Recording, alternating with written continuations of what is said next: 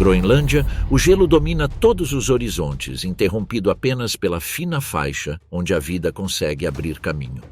Bem no fundo, estende-se uma vasta planície gelada, aparentemente eterna, mal interrompida por uma moldura irregular de tons mais escuros.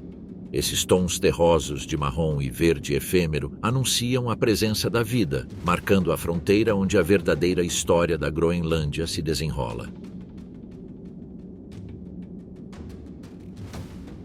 Aqui, cada região costeira segue uma ordem natural distinta.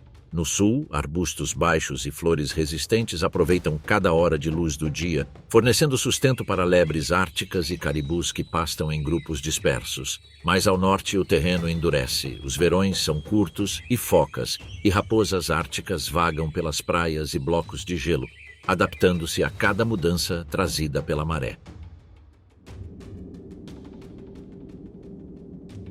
Nesse delicado equilíbrio, qualquer mudança no gelo interior ou nas correntes oceânicas pode alterar o ritmo de vida ao longo da costa. Toda essa vida depende de um equilíbrio frágil, intimamente ligado ao gelo que domina o interior da ilha. Não é um cenário estático. Ele molda o clima, guia os rios e regula o acesso aos nutrientes. Riachos efêmeros nascem com o derretimento sazonal do gelo, transportando minerais que nutrem algas microscópicas. Essas algas sustentam cardumes de peixes que, por sua vez, alimentam aves marinhas, focas e ursos polares que patrulham a costa. Cada elemento atua em sincronia com os demais, e qualquer alteração repercute em toda a cadeia. A Groenlândia nunca permanece inalterada. O mar pode fechar rotas em questão de horas com icebergs carregados por correntes invisíveis, e o clima pode mudar de céu limpo para uma nevasca total sem aviso prévio. A vida que aqui se desenvolve aprende a antecipar, a reagir, a sobreviver, adaptando-se constantemente às mudanças impostas pelo gelo e pelo mar. Em meio a essa vastidão, uma figura avança. Não há pressa em seu andar, mas cada passo o aproxima de um objetivo ainda a ser revelado. Na Groenlândia, até o caçador mais poderoso sabe que o sucesso nem sempre é garantido. Ao norte, na costa noroeste, perto da Baía de Melville, o gelo marinho se estende em planícies quase perfeitas, suaves e desobstruídas. Aqui, o terreno não oferece cobertura, e a única maneira de se aproximar da presa é se camuflar na paisagem. Uma habilidade que o urso polar, o maior predador terrestre do Ártico, domina perfeitamente. Ele reconhece cada irregularidade no gelo e cada corrente de ar que carrega consigo o cheiro de uma presa em potencial. Após horas de vigilância e observação, o urso começa sua jornada pela neve, colocando em prática todas as lições aprendidas. Este macho adulto vasculha o gelo há dias em busca de presas. Ele viajou mais de 20 quilômetros no último dia, guiado por um olfato capaz de detectar uma foca a mais de 1 quilômetro de distância. O vento carrega aromas dispersos e a monotonia branca ameaça esconder tudo, mas seus sentidos permanecem alertas, filtrando qualquer sinal que possa significar comida. Algo interrompe a calma que seus olhos perscrutaram repetidas vezes. Entre a neve e o gelo, onde tudo parece se repetir, ele percebe um alívio que não se encaixa. A princípio, é apenas mais uma forma na planície, mas algo o detém. Um movimento sutil, um piscar de olhos. Sua respiração desacelera e seus músculos se tensionam. Seja lá o que for que esteja ali, está vivo. É uma foca anelada. Está longe da água e sem um orifício de respiração por perto. Uma oportunidade incomum. O que ela está fazendo aqui, exposta em terreno aberto? A resposta está no seu ciclo de vida. Durante esse período, as fêmeas cavam tocas na neve para dar à luz e proteger seus filhotes.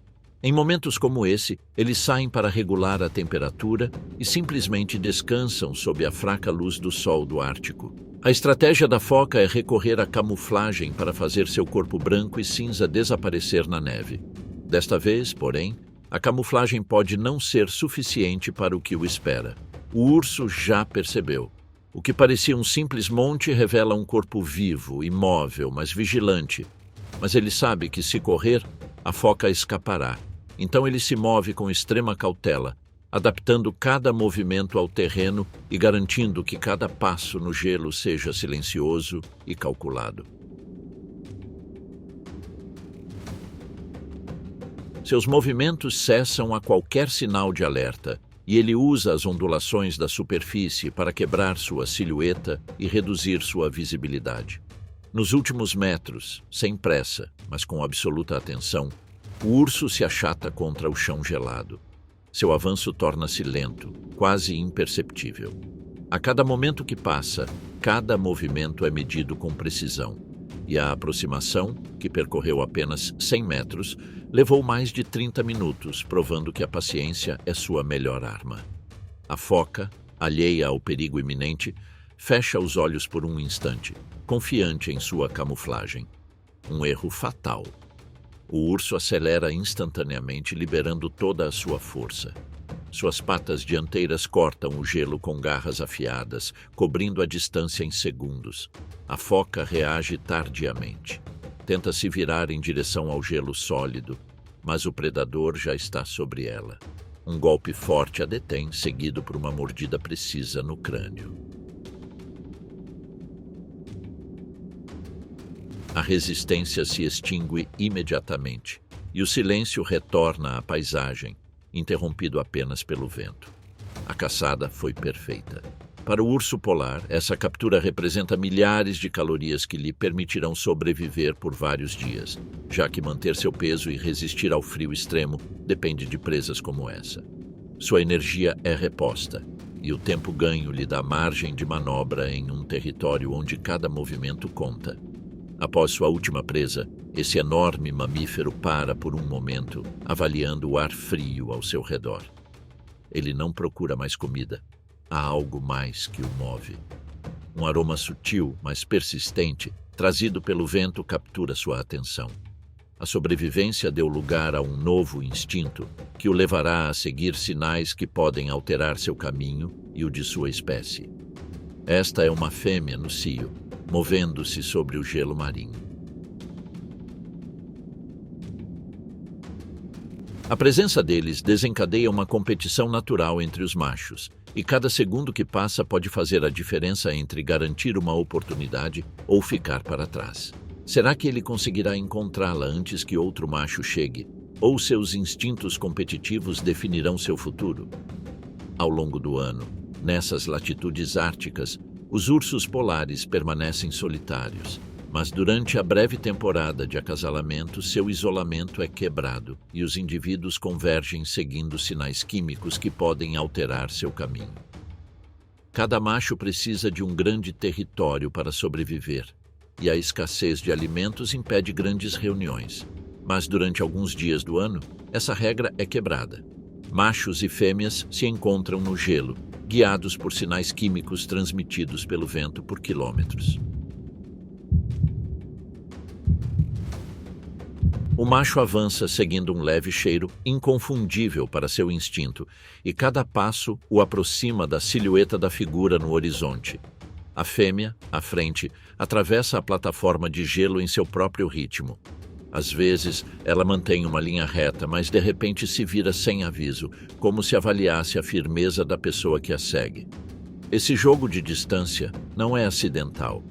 Não a provoca, mas também não se afasta demais, mantendo um equilíbrio entre interesse e cautela. A diferença física entre os dois é evidente. Ele pode dobrar o peso e a força dela, mas mesmo assim, ele sabe que uma abordagem precipitada pode desencadear um confronto. Por isso, cada metro ganho é cuidadosamente considerado. As fêmeas não hesitam em defender seu espaço com rosnados e mordidas, e se não quiserem, desaparecem entre os blocos de gelo como se nunca tivessem estado ali. Somente quando a tensão inicial se dissipa e a distância diminui é que o namoro começa. Nesse ponto, não há dança nem canto. O diálogo ocorre em outra língua, uma que não requer som. Toque, cheiro e postura são os únicos sinais necessários para determinar se uma união é possível. O macho avança ao seu lado, mantendo uma distância prudente. Caminha com passos medidos, o corpo abaixado, os músculos tensos, pronto para responder a qualquer reação inesperada. A fêmea, receptiva nessa ocasião, permite que ele fique perto e cada movimento se torna parte de uma sequência cuidadosamente controlada. O cortejo prossegue com movimentos lentos e a fêmea avalia cada gesto. Ela permanece em posição de sentido, observando com o canto do olho enquanto o macho inclina levemente a cabeça e flexiona os membros em um sinal que reduz sua aparência ameaçadora. A tensão inicial se transforma em uma calma expectante. O macho permanece atento a qualquer mudança na postura da fêmea, ciente de que um simples giro ou passo para trás seria suficiente para acabar com tudo em um instante.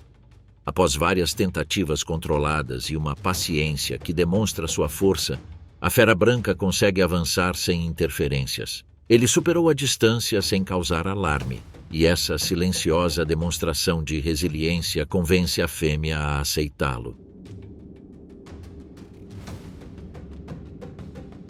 O acasalamento ocorre sem interrupção, marcando o início de uma breve aliança que, se as condições permitirem, dará origem à próxima geração. À medida que a luz do dia vai desaparecendo e as horas seguintes passam calmamente, o vínculo recém-formado começa a se fortalecer.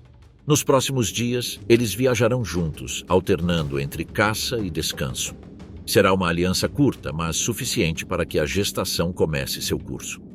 Em Kanaak, essas interações ocorrem em um momento crucial do ano. Fêmeas, que já deram à luz há meses, concentram-se em alimentar seus filhotes, enquanto aquelas no cio buscam um parceiro forte, pois a sobrevivência da próxima geração depende desse breve encontro. Mesmo assim, a biologia é implacável. Mesmo em plena época reprodutiva, a energia reina. Se o macho não se alimentar o suficiente, perderá as forças e não conseguirá sustentar o esforço de seguir a fêmea. Ela, por sua vez, não aceitará um parceiro enfraquecido, pois seu instinto sempre favorece aquele que puder transmitir maior resistência aos descendentes. Na Groenlândia, mesmo nos momentos de maior proximidade social, o isolamento nunca desaparece completamente. E quando o vínculo temporal é quebrado, cada pessoa retoma sua jornada até se perder na imensidão gelada. Mas o que acontece depois daquele breve encontro no bloco de gelo, quando cada um retorna à sua solidão? Nos meses seguintes, a camada de gelo endurece, as temperaturas caem ainda mais e a vida se refugia nos poucos refúgios seguros oferecidos pela costa.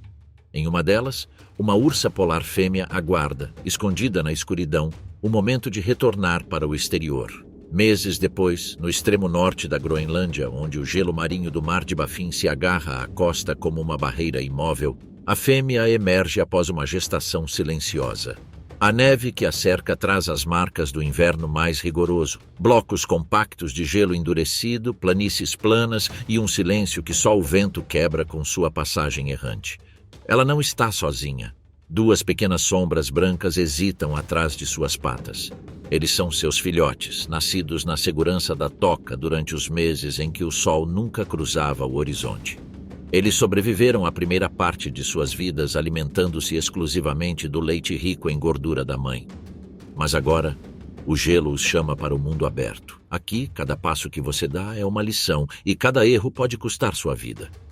A saída da toca é lenta. A mãe observa o horizonte, fareja o ar e avança com passos calculados.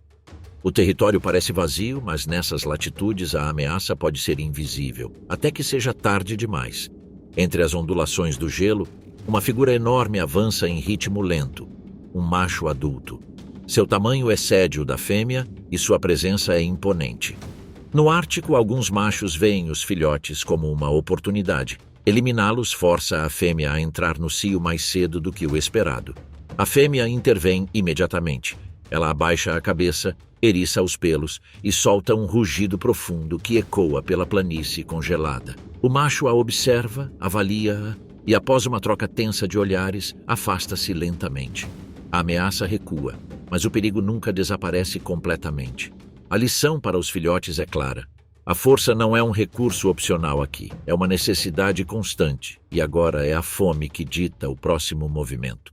A fêmea guia seus filhotes até uma área de rachaduras no gelo, lugares onde as focas precisam sair para respirar. A jornada é longa, eles avançam com passos medidos, muitas vezes parando para cheirar o ar ou evitar pedaços de gelo rachado. O sol mal toca o horizonte, marcando uma lenta mudança de sombras na planície branca. Ao chegar, a mãe observa calmamente a área antes de sinalizar para os filhotes se afastarem. Agora, tudo se resume à furtividade. Ele se deita ao lado de uma abertura, imóvel, com o corpo alinhado com o vento para que seu cheiro não traia sua presença. Ele ouve o som surdo do gelo estalando sob suas patas, o murmúrio da água agitada nas profundezas. Os minutos passam, estendendo-se como se o próprio tempo tivesse parado. Os filhotes inquietos a observam em silêncio, aprendendo sem se mover. De repente, um movimento quase imperceptível ocorre à distância. Uma foca coloca o focinho para fora. A explosão de energia é instantânea. A fêmea ataca com precisão cirúrgica, quebra o gelo e em segundos a presa está presa. Os filhotes se aproximam, primeiro com cautela, depois com entusiasmo, experimentando carne fresca pela primeira vez. Este momento é muito mais do que comida.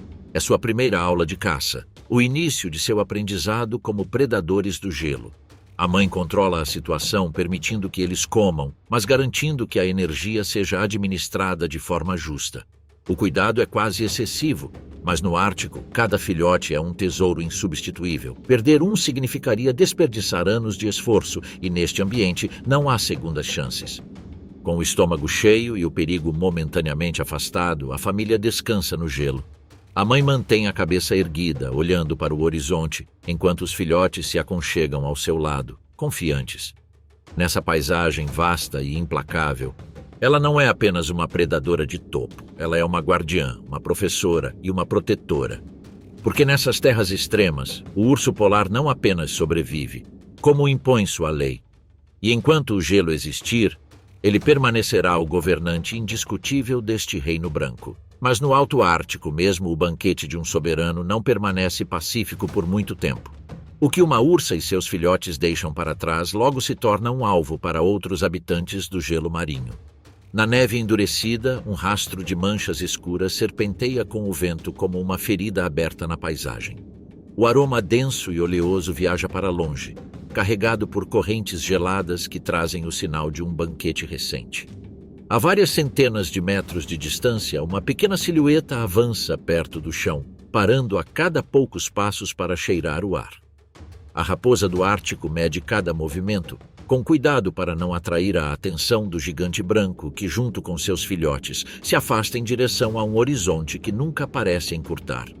Durante horas, ele seguiu pacientemente o rastro da presa, não em busca dela em si, mas do que ela inevitavelmente deixaria para trás. Neste mundo congelado, a carniça é um recurso valioso demais para ser desperdiçado. A estratégia deles é simples. Eles esperam o momento exato em que os legítimos donos se cansam e abandonam a área desprotegida. E agora, esse momento parece estar próximo. O pequeno carnívoro para trás de uma duna baixa de neve compactada. Um dos filhotes de urso permanece ali, farejando o ar, e por alguns segundos a tensão é absoluta. Qualquer movimento o denunciaria. Ele permanece imóvel, mal respirando, até que o filhote decide seguir sua mãe e desaparece atrás de uma ondulação. Então surge uma oportunidade. A raposa se aproxima do local do banquete, onde vestígios de gordura e fragmentos de carne se agarram à pelagem. Não há tempo para escolher. Cada mordida é energia concentrada que pode fazer a diferença entre sobreviver ao inverno ou sucumbir ao frio. Ele arranca um pedaço e mastiga rapidamente, com as orelhas girando em alerta a qualquer barulho. O banquete improvisado não dura muito. Gaivotas tridáctilas começam a chegar, soltando gritos agudos que quebram o silêncio glacial. Uma sombra passa pela neve. Um corvo voa abaixo e outros se aproximam do horizonte. A raposa toma uma decisão instintiva. Crava os dentes num pedaço de gordura e arrasta-o para longe, evitando o assédio dos pássaros. Com o saque garantido, ele se dirige para a tundra. Lá, ele o enterra, cobrindo-o com neve e marcando o local para poder retornar quando precisar. Sob essa camada de gelo, a carne permanece intacta por semanas, pronta para ser usada sempre que a fome bater. Nessas terras extremas, preservar o que os outros deixam para trás não é oportunismo, é pura sobrevivência. Com o esconderijo protegido, ele retoma seu avanço sob o vento cortante, movendo-se perto do chão e usando a cauda como contrapeso. Seu corpo se mistura ao terreno nevado até se tornar quase invisível. Apenas seus olhos e nariz, 2 pontos pretos sobre um manto de branco absoluto, denunciam sua presença em uma paisagem sem abrigo, onde a invisibilidade é a arma mais importante. E para que essa estratégia seja possível, cada detalhe do seu corpo é feito para suportar esse lugar. A pelagem deles não é apenas um revestimento, é um trabalho preciso de adaptação. Sob a pele, um denso subpelo retém o ar parado e retém o calor mesmo em temperaturas que congelariam sua respiração em segundos. Acima dessa camada interna, longos pelos protetores atuam como uma vedação firme, bloqueando o gelo e impedindo que a umidade penetre na parte inferior.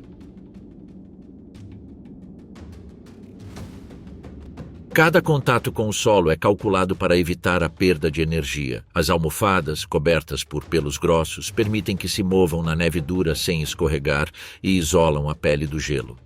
Até o formato do animal reflete essa luta constante. Orelhas curtas que reduzem a perda de calor, um focinho compacto que minimiza a exposição. Tudo neles representa eficiência e resistência levadas ao limite.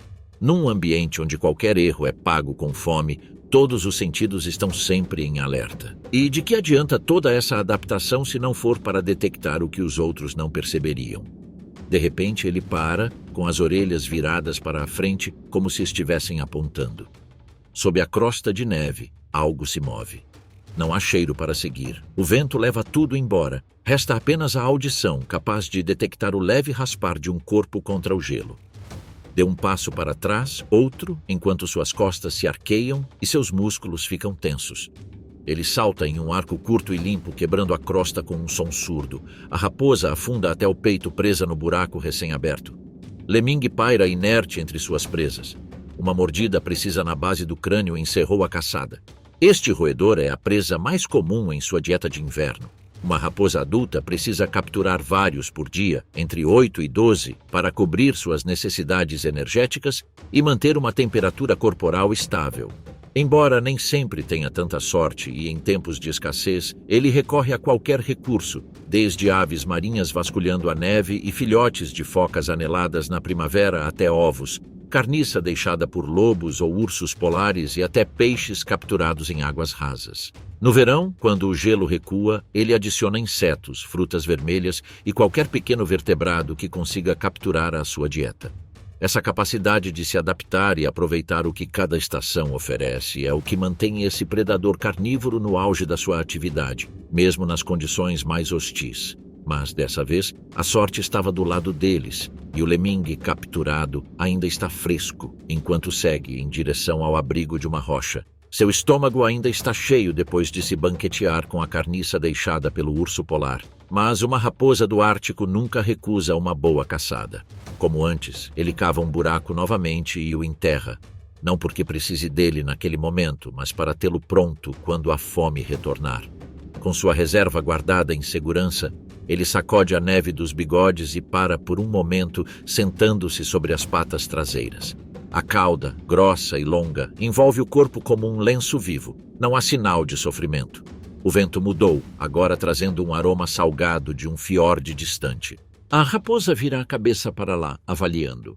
Então, silenciosamente, ele se afasta entre as ondulações, até os 2 pontos pretos desaparecem e nada resta além da tundra eterna. Nesse silêncio, a neve estala sob outro peso, mais denso e constante, como se a planície tivesse decidido revelar um novo habitante. E se os ursos polares e as raposas não fossem os únicos caçadores vagando pela Groenlândia? À distância, eles mal são visíveis como manchas móveis contra a luz plana. A cada metro ganho, essas sombras se tornam mais pronunciadas e o contorno começa a se revelar até que as figuras se tornam nítidas. 7 lobos cortam a neve diagonalmente, com o peito projetado para a frente e a cabeça abaixada para reduzir a resistência do ar. Eles se movem em uma formação que se estica ou compacta conforme o terreno exige, sempre mantendo o ritmo e a direção. Ao contrário de seus parentes das florestas temperadas, onde a pelagem exibe tons de cinza, marrom e preto, aqui a pelagem permanece branca a maior parte do ano, adquirindo apenas um tom cremoso no verão. O corpo é mais compacto que o de outros lobos. As orelhas são mais curtas, as patas mais robustas e o pelo engrossa até cobrir as solas, formando uma sola isolante que penetra na neve sem congelar. A adaptação não é uma lista de características, mas um método, onde cada forma responde a uma perda de calor que é evitada, uma etapa que se torna sustentável e uma abordagem que não se revela. Ao chegar a uma depressão no terreno, o grupo diminui o ritmo. Um rastro fresco permanece na crosta de neve e o ar carrega um cheiro que todos reconhecem. Um semicírculo aberto se forma. Os adultos no centro ficam ao lado dos restos mortais e aguardam. Não há pressa. A ordem é sempre a mesma. Primeiro o núcleo reprodutivo é alimentado, depois o resto. Enquanto comem, seus corpos permanecem alinhados, cobrindo os flancos e fechando brechas. Na Groenlândia, mesmo quando comem, os lobos mantêm uma formação rígida. Um dos subadultos decide tentar a sorte logo no início. Ele se agacha para a frente, procurando uma brecha entre dois adultos para entrar pela esquerda. O lobo mais próximo muda de posição e o bloqueia com um empurrão suave, o suficiente para fazê-lo recuar. O jovem dá alguns passos para trás, mede outra entrada e tenta novamente. Desta vez, outro adulto sai e o desvia para um ponto onde o vento sopra forte e a neve é mais dura. Ele insiste uma terceira vez. Abaixa o pescoço, estica o focinho e procura um lugar firme para as patas dianteiras. O adulto que cobre esse lado acelera 2 passos e o empurra com mais força. O subadulto perde a tração e fica fora do semicírculo. Não há mordidas ou perseguições prolongadas. A linguagem do grupo é a distância. É assim que eles decidem quem entra e quem sai. Quando os dominantes terminam, outros 2 subadultos se aproximam do expulso e o empurram para mais longe, fechando um amplo arco para impedir seu retorno. O padrão se repete. Um avanço, um corte, um recuo. A exclusão não é um choque único, mas uma cadeia de pequenas interrupções. A fome acelera as decisões e a escassez as endurece. Em dias como este, uma morte não é suficiente para todos e manter a ordem garante que o grupo possa caçar amanhã. Quando nada resta além de ossos, os lobos se reorganizam e retomam sua marcha. A formação se estende em direção a um relevo baixo a oeste, onde o vento sopra menos. Os corpos brancos são encadeados com precisão, abrindo caminho e fechando fileiras conforme o terreno exige. O subadulto separado os segue após uma pausa, mas não os segue mais.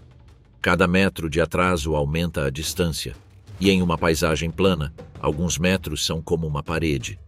Na dinâmica do lobo do Ártico, a cooperação não é um gesto social opcional, mas a única maneira de abater presas que excedem em muito o peso de um indivíduo.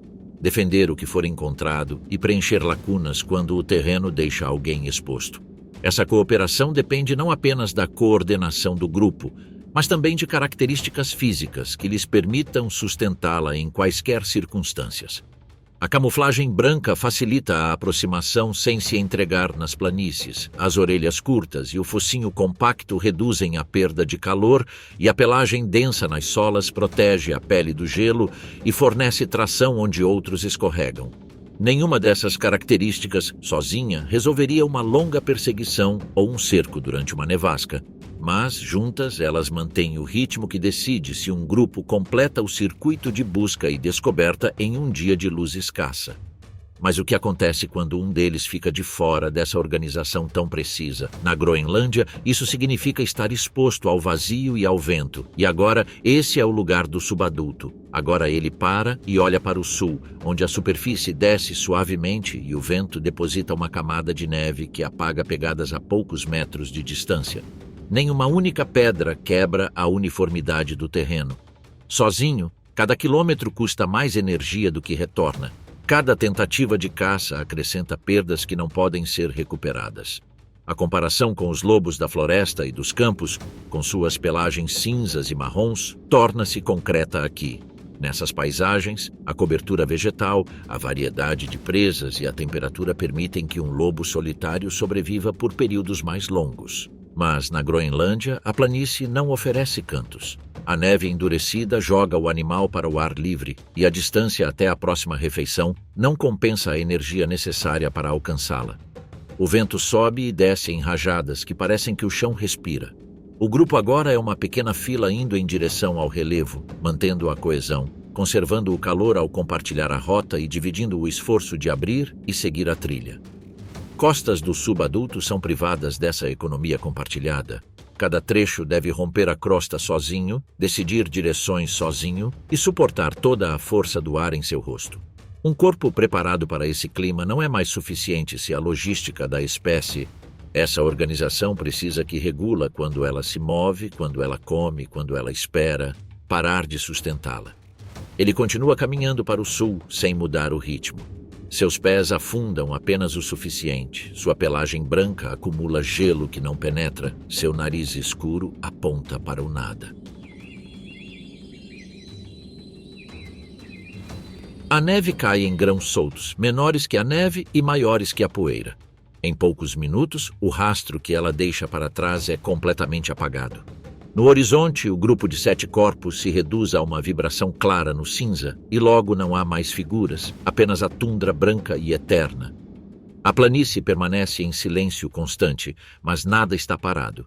O ar, o frio e a fome continuam seu curso.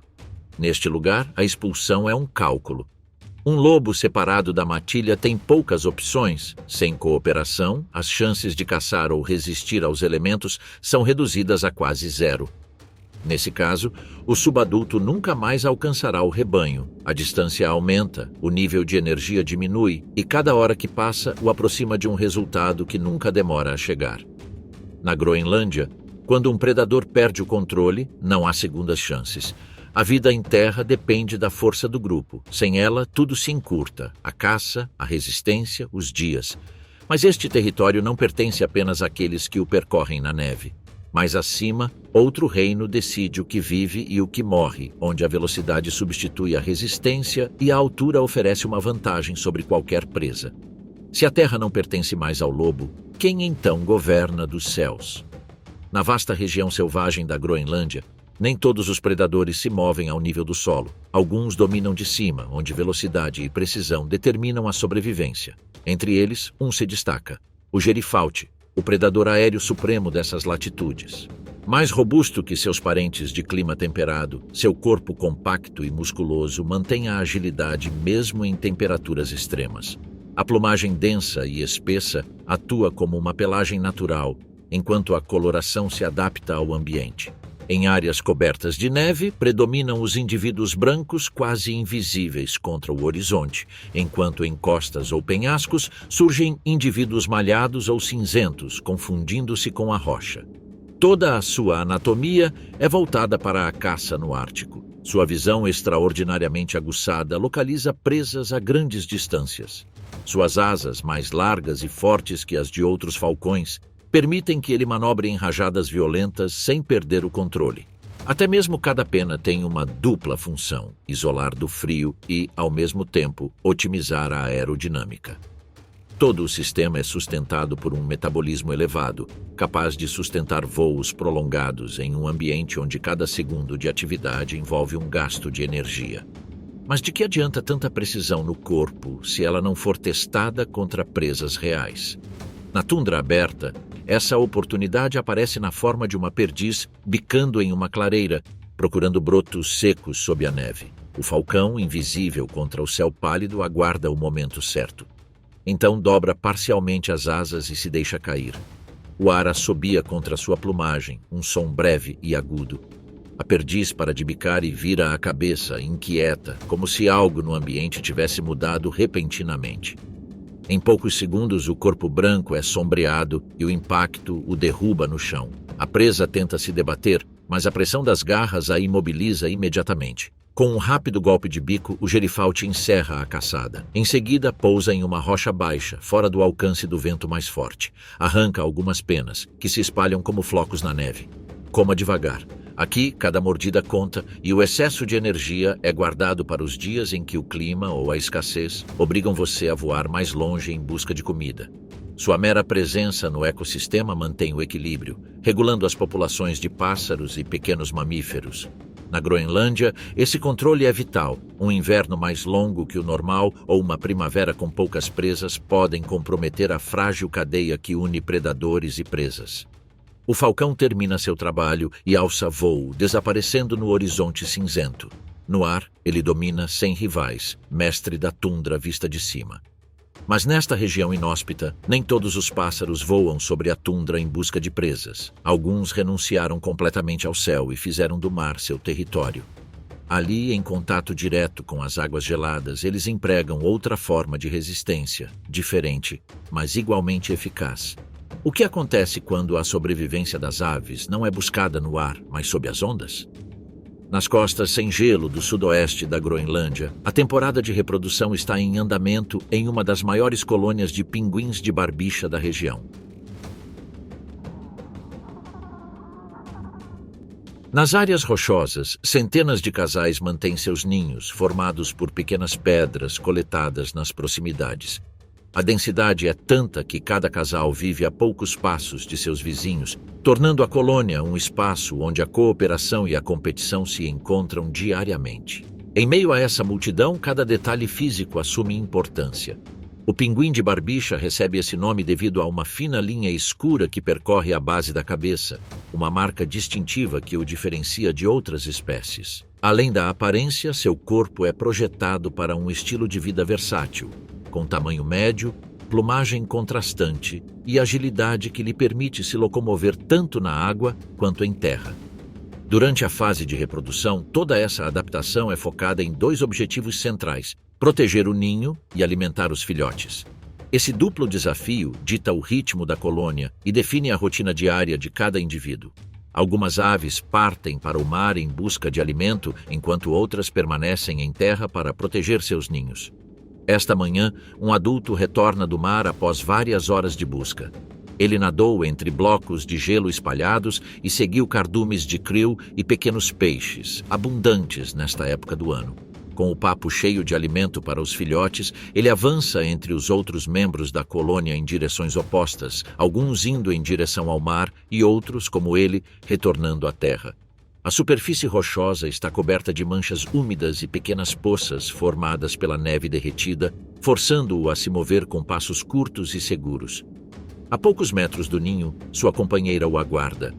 Em meio ao barulho da colônia, cada pinguim é capaz de reconhecer os chamados específicos de sua companheira. Uma breve troca de vocalizações permite que eles se localizem sem erros. Entretanto, algo interrompe a rotina. Um vizinho maior está perto do ninho há vários minutos, e sua presença não passou despercebida.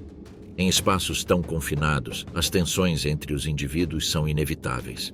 Alguns pinguins tentam roubar as pedras de outros para reforçar o próprio ninho, enquanto outros tentam roubar comida destinada a um filhote. Não é raro que essas estratégias sejam executadas sob o pretexto de indiferença, evitando confrontos abertos que possam causar danos.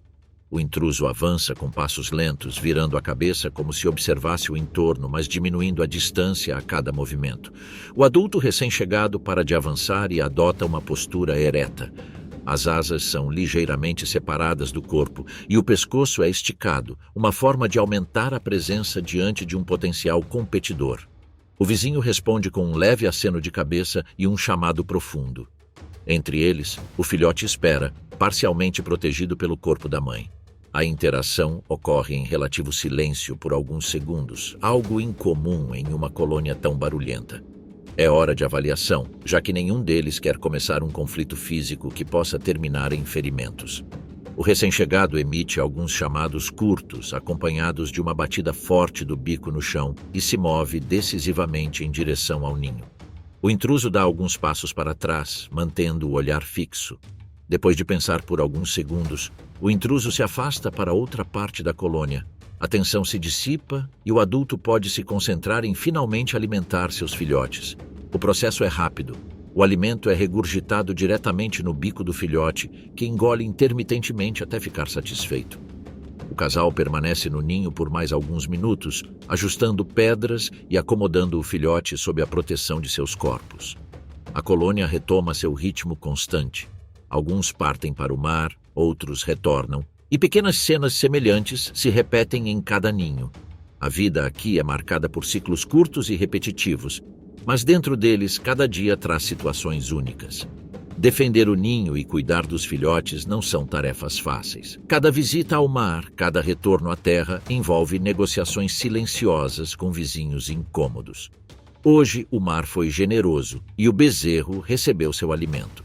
Mas não muito longe dali, outra espécie compartilha o mesmo litoral e, embora vista de canto de olho possa ser confundida com um pinguim, ela segue um calendário e regras diferentes.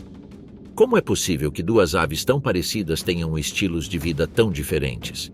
Nos penhascos e fendas costeiras da Groenlândia, a torda mergulheira mantém seu próprio território.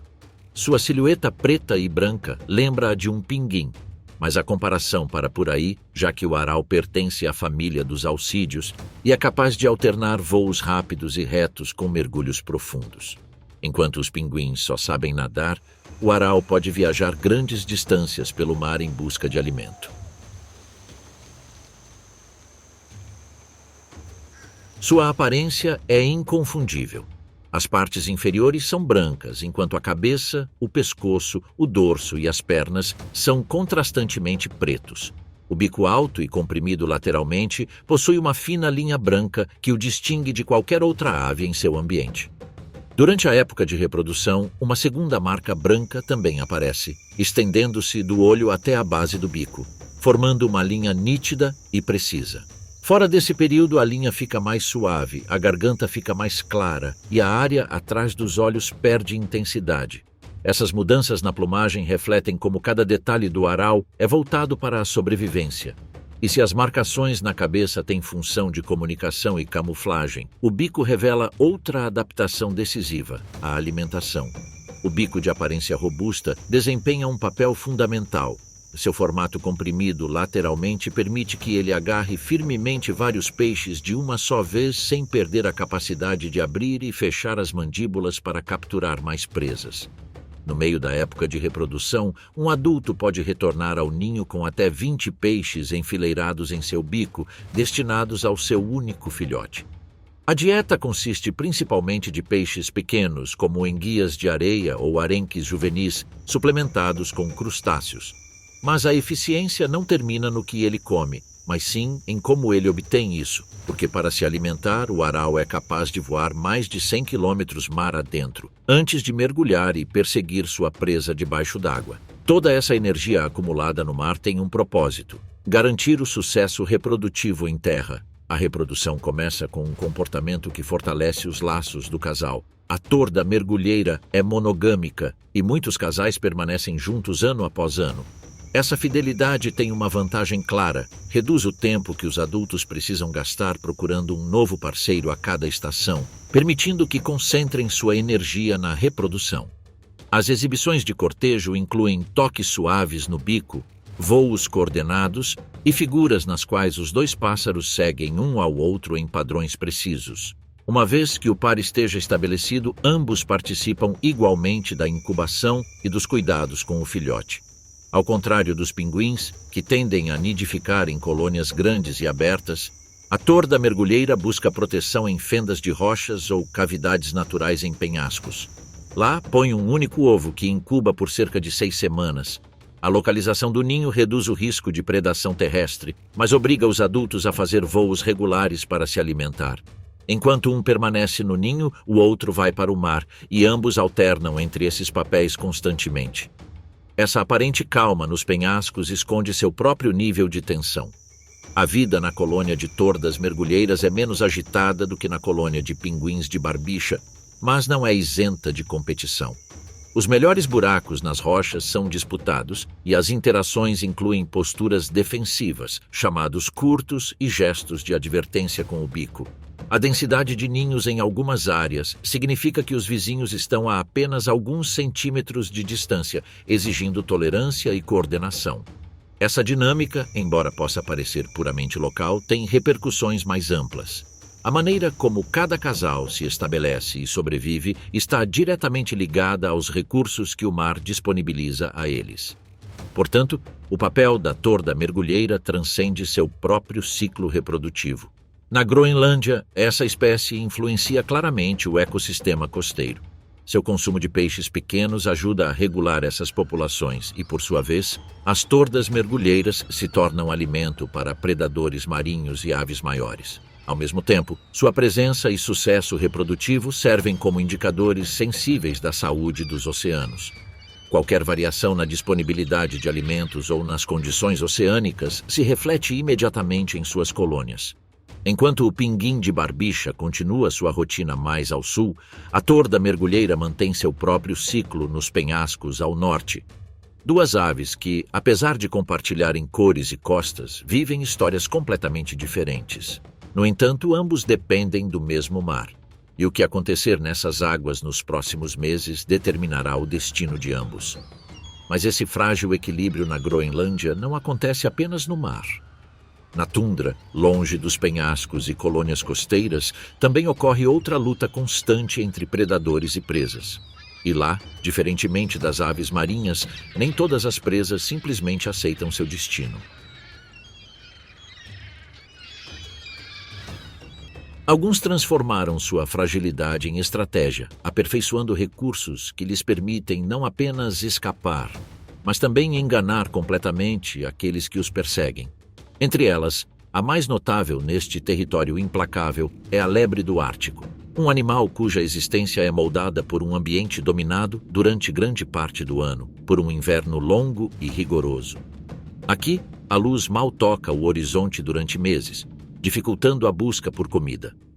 O vento, sem impedimentos, varre a tundra congelada, expondo qualquer um que se aventure para longe de seu refúgio. E a neve, compacta e cortante, transforma cada movimento num teste de resistência. Para a lebre, sobreviver nessas condições exige mais do que instinto. Ela precisa de um corpo e um comportamento moldados para enfrentar cada um desses desafios. Não é apenas um coelho das neves. Ele descende de lagomorfos muito menores e mais vulneráveis que habitaram zonas temperadas há centenas de milhares de anos. Mas aqui no Ártico, a evolução o transformou em outra coisa. Suas patas traseiras são longas e poderosas, capazes de impulsioná-lo a velocidades que facilmente ultrapassam a maioria de seus predadores em curtas distâncias. Suas orelhas, diferentemente das de seus parentes do sul, foram reduzidas para minimizar a perda de calor, embora eles mantenham a mobilidade e a acuidade necessárias para detectar qualquer som acima do vento. E sua pelagem não é apenas branca e densa, ela atua como um isolante térmico e uma camuflagem perfeita, tornando sua silhueta invisível contra a paisagem nevada. Mas sua maior arma não são seus músculos nem sua camuflagem, é sua astúcia. Certa tarde, quando a nevasca diminuiu por algumas horas, uma lebre se aventurou a arranhar a neve em busca de raízes. Seus movimentos são cautelosos, mas o Ártico não perdoa o descuido, porque a algumas centenas de metros de distância, uma raposa do Ártico levanta a cabeça, fixa o olhar na figura que se move pela planície e começa a se aproximar. O silêncio da neve permite que a perseguição comece sem aviso. A lebre detecta a ameaça tarde demais, mas sua reação rápida pode fazer a diferença.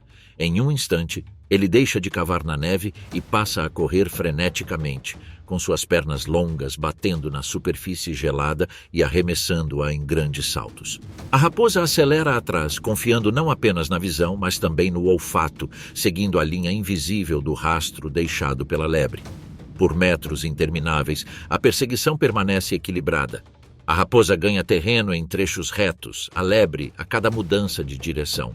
Mas então o inesperado acontece. Em vez de continuar a correr, a lebre diminui a velocidade, faz uma curva fechada em direção a um pequeno arbusto coberto de neve e se esconde sob sua proteção. Seus músculos ficam tensos e ele fica completamente imóvel.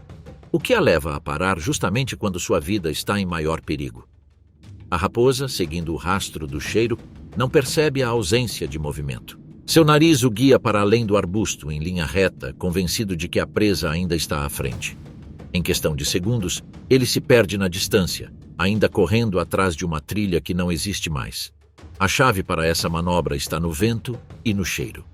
Ao desviar do curso e parar, a lebre quebra a continuidade do rastro que a raposa estava seguindo.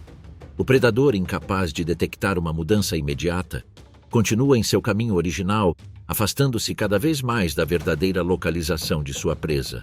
Essa tática, aperfeiçoada ao longo de gerações, transforma a lebre do Ártico em uma mestre da trapaça, capaz de sobreviver não apenas correndo mais rápido, mas também pensando mais rápido. Quando o silêncio retorna, a lebre coloca a cabeça para fora, escuta e retoma sua busca por comida como se nada tivesse acontecido. Nesta paisagem onde quase tudo conspira contra sua vida, ele venceu mais uma batalha. Mas aqui nenhuma vitória é definitiva. Neste Ártico distante, até mesmo as presas podem sair vitoriosas, ainda que apenas temporariamente. Porque o inverno não dura para sempre, e em breve a tundra mudará suas regras. Depois de meses de escuridão, silêncio e gelo perpétuo, o verão chega como uma explosão silenciosa. A luz do sol não se esconde mais.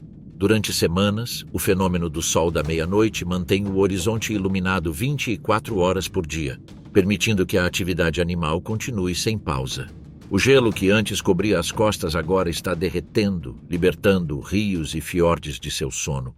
O ar está cheio de sons que haviam desaparecido: o bater de asas, o espirrar de corpos na água, o barulho de cascos na terra molhada.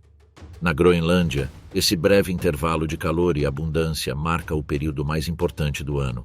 Ao longo da costa, águas sem gelo atraem narvais e morsas que vêm se alimentar de cardumes de peixes e crustáceos. Suas silhuetas escuras se movem abaixo da superfície, ocasionalmente subindo para respirar antes de mergulhar novamente em busca de comida.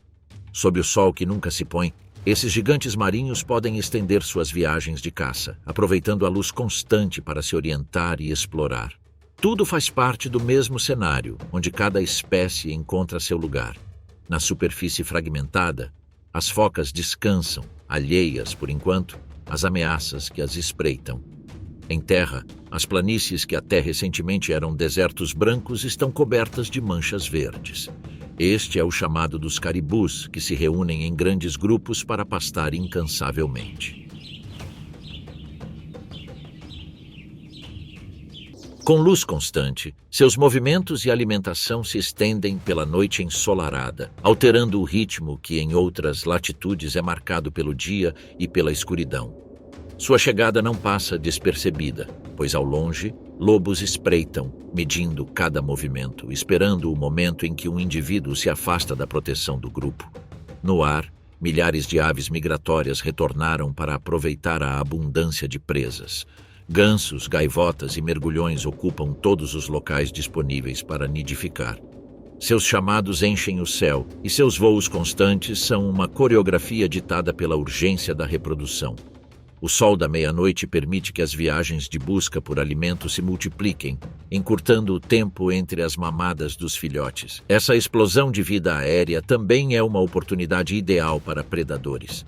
A raposa do Ártico, com seu pelo agora mais escuro para se misturar às rochas e arbustos, explora a costa em busca de ninhos, roubando ovos e filhotes quando surge a oportunidade.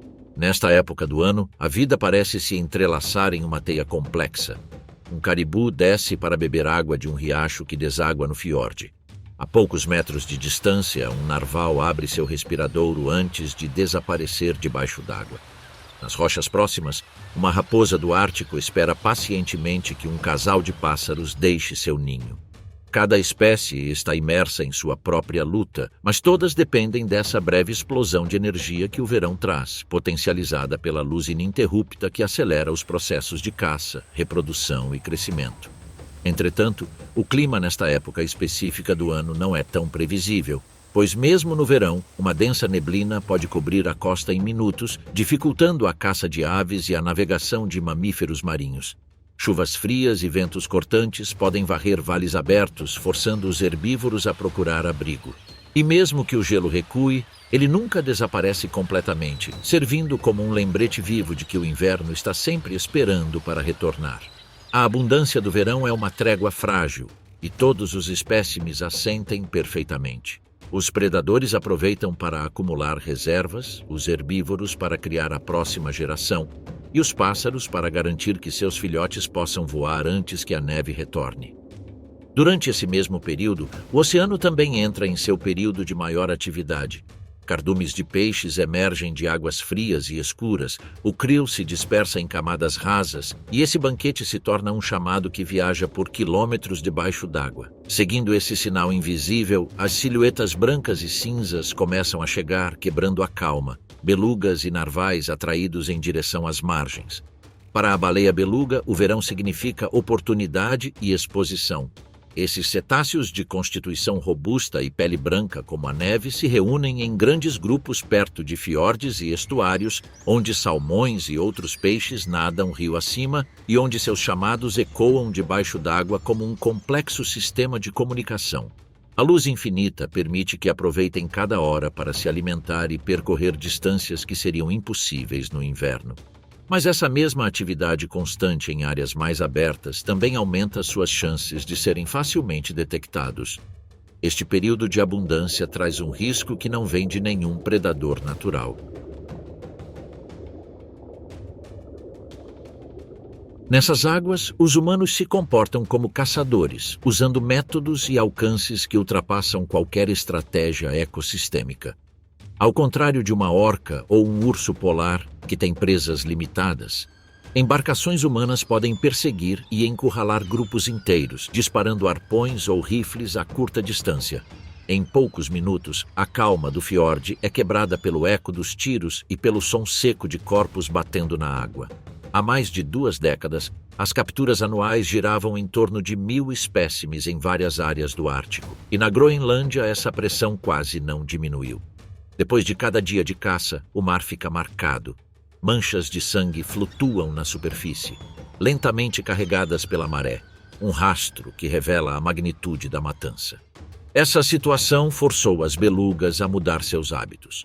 Alguns grupos se deslocam à noite, aproveitando a luz fraca do amanhecer ártico para se camuflarem com o reflexo da água. Outros mudaram suas rotas para áreas com gelo flutuante, menos acessíveis a barcos. Não é uma defesa perfeita, mas adia o momento em que o caçador os encontra novamente. E enquanto as belugas tentam ganhar tempo em territórios cada vez mais previsíveis para os humanos, os narvais enfrentam um risco quase idêntico, porque seu padrão migratório quase coreografado o leva a cada verão para baías e fiordes, onde abundam o bacalhau e a lula do Ártico. Mas essa pontualidade facilita a antecipação e na caça a previsibilidade é uma desvantagem. Há pouco mais de uma década, em algumas regiões da Groenlândia, as cotas autorizadas chegavam a quase 400 espécimes por temporada. Em resposta, algumas populações de narvais começaram a ajustar discretamente seus horários de trânsito, cruzando pontos de risco durante períodos de menor atividade humana. Também foi documentado um aumento de mergulhos prolongados e silenciosos, evitando assim revelar sua posição na superfície. Assim, as mesmas condições que facilitam o acesso aos alimentos e reduzem o gasto energético são também as que permitem ao ser humano libertar a sua capacidade de captura. Enquanto um predador natural se limita à presa que consegue alcançar e processar, a maquinaria humana combina barcos rápidos, armas poderosas e conhecimento preciso dos padrões de movimento dessas espécies. Nesse contexto, a presença humana se integra à cadeia de ameaças como um predador único, capaz de exercer pressão constante e localizada. Entretanto, nem as belugas nem os narvais são atores passivos nesse cenário, pois a experiência acumulada ao longo de gerações parece se refletir em comportamento mais cauteloso, mudanças de rota, movimentos fora dos corredores habituais e até mesmo no uso de terrenos subaquáticos para obter cobertura acústica. Essas adaptações não eliminam o risco, mas o redistribuem, forçando o caçador humano a modificar também suas estratégias. Assim, a temporada de verão se torna um jogo silencioso, onde cada espécie mede seus movimentos com precisão. E embora o gelo não tenha retornado, as belugas e os narvais continuam a vagar por um território que conhecem com uma precisão surpreendente, demonstrando que mesmo diante de um predador tão persistente quanto os humanos, a vida no Ártico mantém uma capacidade inesgotável de resposta. Mas se alguns animais aprenderam a enganar o caçador, o que dizer daqueles que não temem nenhum predador e ainda assim veem sua sobrevivência em perigo? Na Groenlândia, o verão traz uma abundância que parece beneficiar a todos, embora para alguns também seja uma armadilha. Há animais que sofrem não por causa de garras ou arpões, mas por algo muito mais sutil: calor. Acostumado a um mundo onde o frio é a norma e não a exceção, o boi almiscarado é um dos que melhor conhece os rigores do inverno.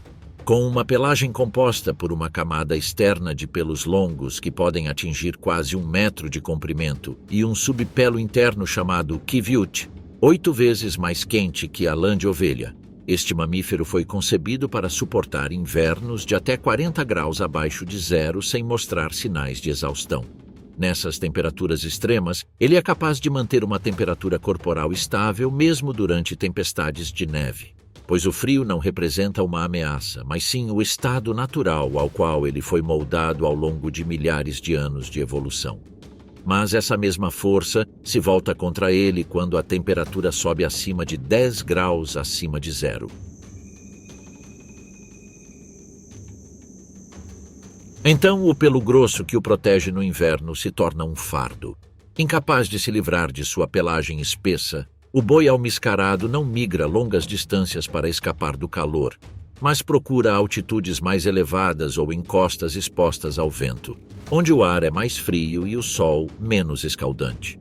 Durante as horas centrais do dia, eles minimizam sua atividade, preferindo pastar ao amanhecer ou ao anoitecer e mantendo um passo lento e medido para conservar energia e evitar o superaquecimento. Mas não é o calor em si que mais o incomoda nesta estação. À medida que o verão avança e as temperaturas favorecem a formação de áreas úmidas, surge uma ameaça muito menor, mas constante: os insetos parasitas. Nesse ambiente, mosquitos e mutucas surgem em grande número, alimentando-se do sangue dos bois e atormentando-os por horas sem descanso. Esses insetos não só causam irritação, eles também podem transmitir doenças e enfraquecer vários indivíduos devido à perda contínua de sangue. Em dias particularmente quentes, os enxames de mosquitos são tão densos que os bois mal levantam a cabeça para pastar, ocupados demais acenando para espantar os invasores.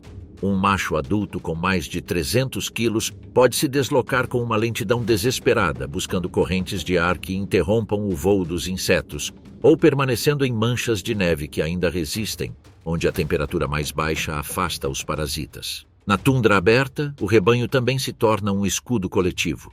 Os bois se amontoam e o movimento constante de tantos corpos confunde os insetos, distraindo-os. É uma estratégia de resistência.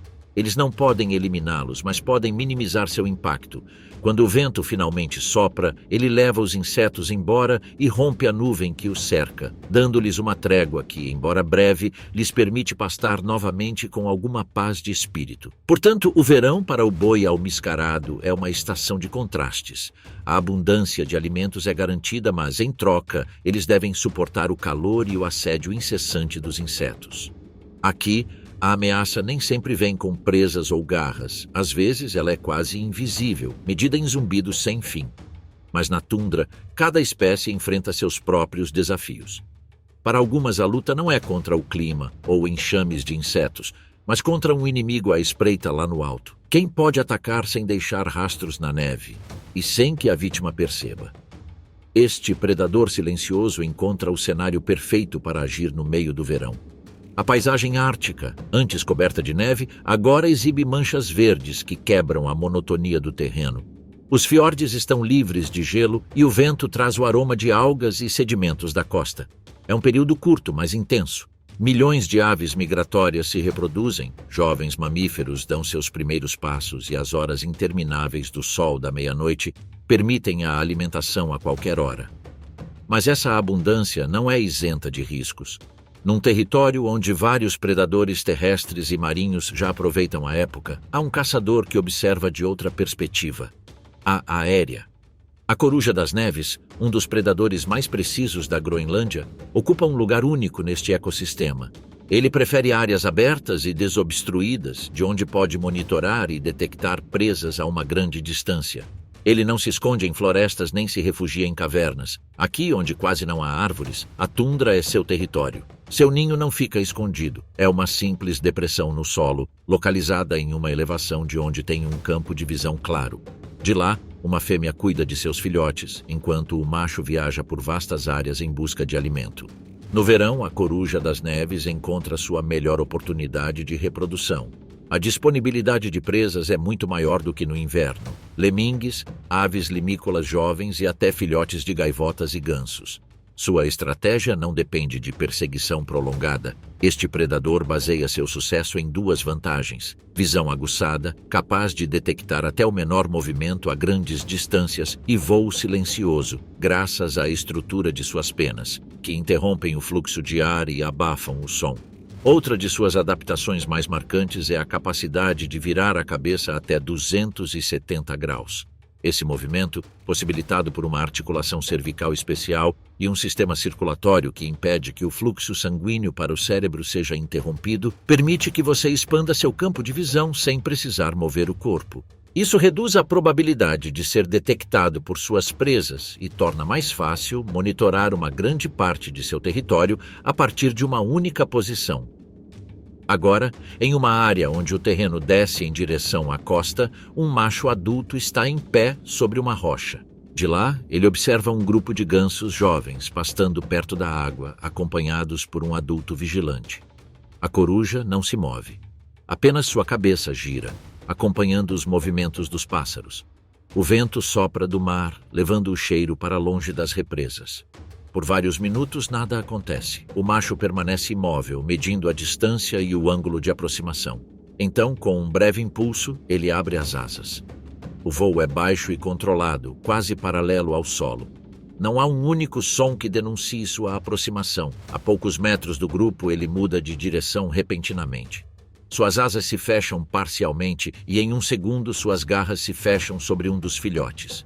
O ataque dura menos de 5 segundos. O resto do grupo foge para a água, enquanto o adulto tenta tardiamente alertar sobre o perigo. Em instantes, a coruja voa para longe, carregando a presa dentro. Ele não come na hora. A comida é fornecida para sua companheira e seus filhotes, que esperam no ninho. À distância, a fêmea observa e emite um breve som quando vê o macho retornando. Apesar desta e de outras oportunidades em que a coruja encontra presas fáceis, a temporada de abundância não dura muito. Em apenas algumas semanas, as espécies migratórias partirão, os lemingues reduzirão sua atividade e as temperaturas cairão. Diante dessa mudança repentina na disponibilidade de alimentos, a coruja das neves também abandonará a área, migrando para latitudes mais temperadas ou se adaptando a uma caça mais difícil no inverno. Mas, por enquanto, o clima está a seu favor e ele deve aproveitar ao máximo esse curto período de tempo e abundância. Cada caçada bem-sucedida significa mais um dia de sobrevivência para seus filhotes, e cada erro pode significar a diferença entre a vida e a morte nos dias que virão. E quando o inverno reivindicar este território novamente, apenas o traço das asas que um dia dominaram o céu permanecerá. Assim como a coruja, cada habitante da Groenlândia vive marcado pelo mesmo ciclo implacável. Aqui, abundância e escassez se sucedem com precisão incessante, e cada estação traz desafios que exigem adaptação constante. Ao longo de suas costas geladas, fiordes infinitos e planaltos varridos pelo vento, a Groenlândia se revela uma terra de contrastes extremos. De geleiras que se formam em blocos colossais à tundra onde cada centímetro de solo livre é explorado, esta vasta ilha abriga ecossistemas moldados por séculos de adaptação. Nessas latitudes, onde a escuridão do inverno e o sol da meia-noite ditam o pulso das estações, a vida aprendeu a prosperar sem margem para erros. O lobo cinzento viaja distâncias impossíveis, seguindo trilhas que desaparecem na nevasca, combinando resistência e coordenação para caçar presas elusivas. Por sua vez, o urso polar, mestre do gelo marinho, aperfeiçoa a imobilidade ao extremo, fundindo-se com a paisagem até que o momento preciso quebra sua quietude. Em penhascos e costas abertas, a torda mergulheira enfrenta o mar agitado e a pressão do céu aberto, alternando a falta de jeito em terra com uma habilidade subaquática que lhe permite sobreviver onde poucas aves conseguem. Mais para o interior, a lebre do Ártico atravessa o coração do inverno com patas que parecem projetadas para cortar a neve e uma inteligência que lhe permite enganar seus perseguidores, quebrando padrões que qualquer outro herbívoro seguiria. E quando o verão cobre as noites com luz ininterrupta, um silêncio expectante domina as áreas abertas. De um ponto alto, a coruja das neves observa cada detalhe, virando a cabeça para abranger um campo de visão impossível. Seu ataque, quando acontece, é o ápice da paciência, precisão e força, executado com uma economia de movimentos que deixa claro por que ele é um dos predadores mais eficazes nessas terras. Cada um desses indivíduos desenvolveu estratégias únicas para sobreviver na Groenlândia, porque simplesmente resistir ao frio, à falta de abrigo ou à irregularidade das estações é necessário. É preciso dominar habilidades que seriam desnecessárias em outros lugares, mas que aqui são a chave para a sobrevivência.